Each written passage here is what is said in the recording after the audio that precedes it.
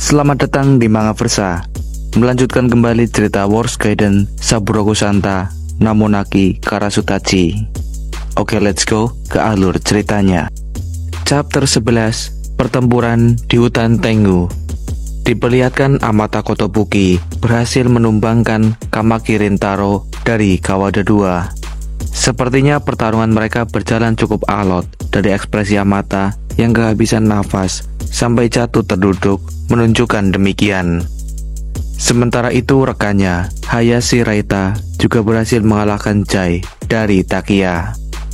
Keduanya saling tersenyum lebar setelah sama-sama berhasil mengalahkan dua orang yang dikatakan pasangan berbahaya dari aliansi Kurotaki.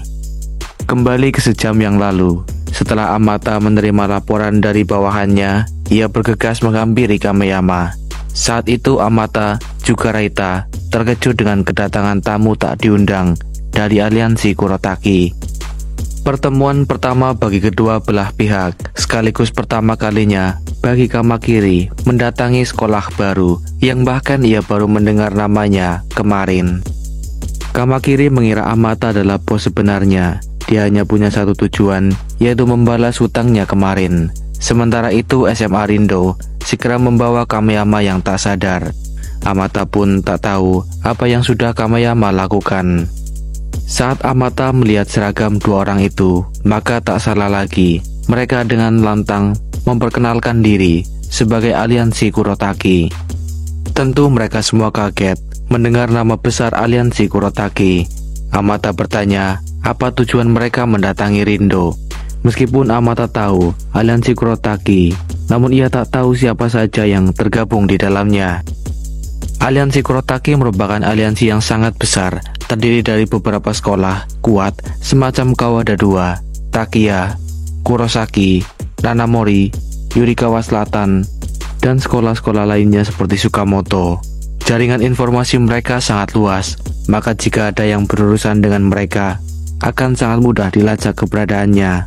Layaknya pemburu, dengan kemungkinan keberhasilan 100%. Saat itu Amata belum tahu banyak soal aliansi besar pimpinan Nakajima ini. Dan dengan kekuatan yang sebesar itu, aliansi ini hanya mengirimkan dua orang ini, Kamakiri dan Jai.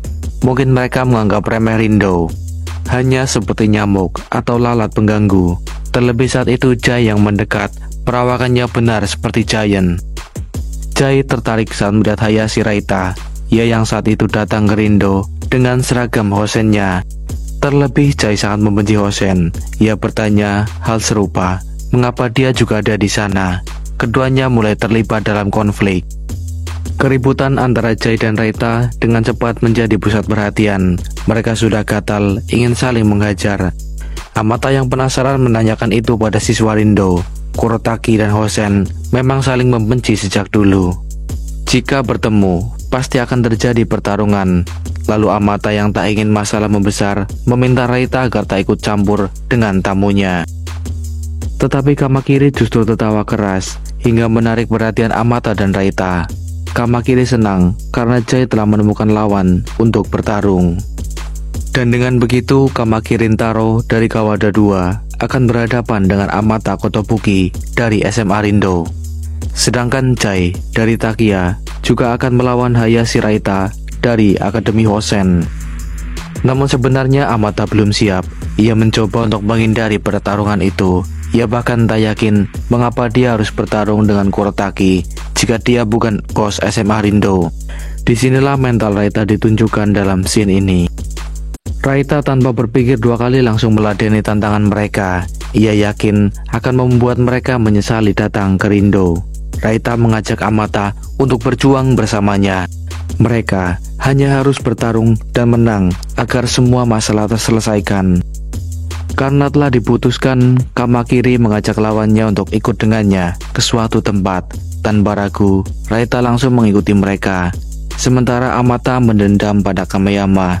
Karena ulah bodoh si pembual ini, ia harus direpotkan. Seperti yang sudah diceritakan sebelumnya, semenjak menjadi bos, Kameyama menjadi seorang pembual dan perusuh dimanapun dia berada. Kini, para siswa Rindo menyerahkan semuanya pada Amata Kotobuki. Kemudian mereka berempat pergi ke sebuah hutan yang jauh dari keramaian dan pusat kota. Sebuah hutan legendaris bernama Hutan Tenggu. Setelah permasalahan mereka terselesaikan melalui cara seorang pria sejati, mereka kini bisa duduk bersama. Amata saat itu baru tahu alasan duo Korotaki itu datang ke Rindo. Kamakiri juga meminta maaf karena ia telah mengira Amata adalah bos Rindo yang menghajar siswa Kawada. Tapi Amata justru tak masalah, ia bahkan mempersilahkan Kamakiri jika ingin menghajar Kameyama. Raita pun tak menyangka duo Korotaki memang sekuat seperti yang dibicarakan kebanyakan orang. Mungkin hanya Amata yang tak tahu jika duo Korotaki ini memang memiliki popularitas. Menurut Raita, di wilayah barat tak mungkin tak ada orang yang tak tahu tentang mereka. Meski begitu, pasangan itu telah dikalahkan Raita dan Amata. Kamakiri pun tak sungkan mengakui kekalahannya. Berbeda dengan junior Kawada ini, Jai yang dikalahkan Raita merasa itu baru ronde pertama dari ronde-ronde berikutnya. Sebagai salah seorang pasukan botak pembunuh Hosen, Raita akan dengan senang hati meladeni tantangan Jai kapanpun. Lawan sebelum menjadi teman, berteman setelah pertarungan, menunjukkan mereka adalah pria sejati. Meski kini berteman, rivalitas juga masih terjaga dengan Hosen. Bahkan Jai berjanji akan membalas berkali-kali lipat pada Raita. Setelah masalah usai, dengan kemenangan di tangan Amata dan Raita, mereka berempat pun berpisah, kembali ke sekolah masing-masing. Saat dalam perjalanan ke SMA Rindo, Amata dan Raita melihat Bando Hayato yang sedang mengangkut barang-barangnya ke dalam truk. Mereka yang penasaran pun menghampiri Bando. Bando kaget dengan kemunculan Amata yang tiba-tiba. Setelahnya mereka pergi ke taman di mana Bando bercerita dia akan pindah ke area 36. Diketahui kepindahan Bando didasari alasan kenyamanan bekerja orang tuanya. Amata yang penasaran kemana Bando akan pindah dan apa masalah yang dialami Bando selama ini. Amata ingin mendengar Bando bercerita, namun perhatian Bando justru tertuju pada Raita.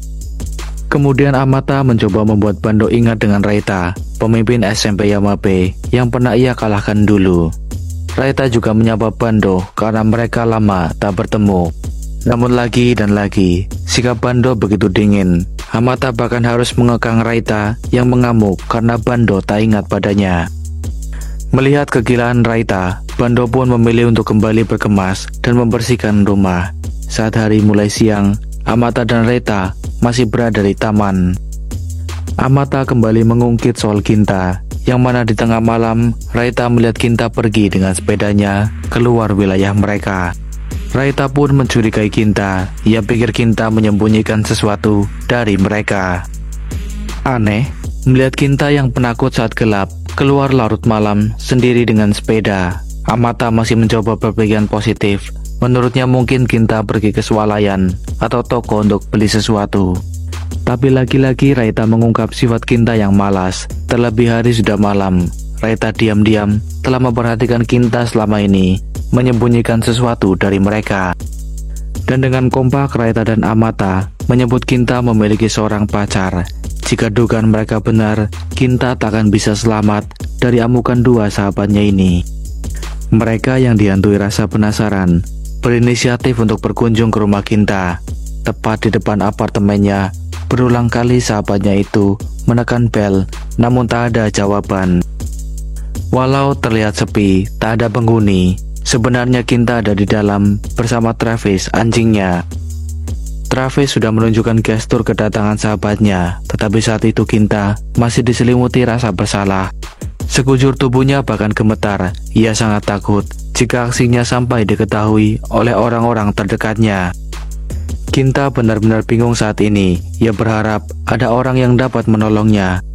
Penyesalan terus menghampiri. Ia secara tak langsung terlibat dalam aksi pencurian mobil mewah bersama rekan-rekannya, Ishida dan Ito.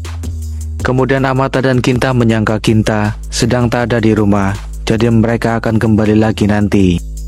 Di momen ini Ginta bingung dengan keputusannya. Ia tak bisa terus-menerus mendekam dengan perasaan bersalah. Pada akhirnya ia mungkin harus menelpon polisi, pihak yang berwajib pasti akan mengerti jika Ginta mengatakan semuanya dengan jelas. Itu menurut Ginta. Tak berselang lama handphonenya berdering. Dia pun mengangkat telepon itu. Lalu scene beralih ke sebuah bar. Terlihat 2 orang bertato yang telah banyak minum. Anggota geng Dewa Malam bernama Lee. Ia menantang rekannya untuk terus minum. Dan seorang lainnya bernama Jet, yang juga anggota geng Dewa Malam Black Lizard. Ia menyanggupi tantangan Lee untuk terus minum. Tak lupa mereka juga mengajak Masamune untuk bergabung dengan mereka. Yang mana saat itu Masamune baru saja menghajar 2 orang yang kemungkinan besar adalah Ishida dan Ito, 2 orang yang bekerja untuknya dalam bisnis pencurian mobil mewah.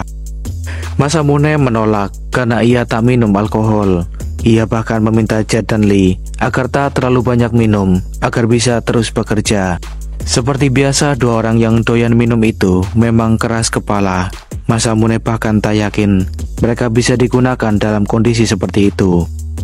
Masamune menegur 2 orang yang ia hajar karena bertindak seenaknya sendiri tanpa perintah. Sesuatu yang tak bisa ia maafkan. Lalu Masamune menunjuk ke arah Jet dan Lee. Mereka adalah mesin pembunuh yang mengandalkan otot mereka, dan tanpa ragu merobek anggota tubuh korbannya. Masamune bertanya, apakah pria itu bersedia untuk dijadikan mangsa bagi Jet dan Lee? Tentu kedua pria itu langsung berlutut untuk meminta maaf pada Masamune. Pemimpin geng Dewa Malam itu masih mau memberikan maafnya.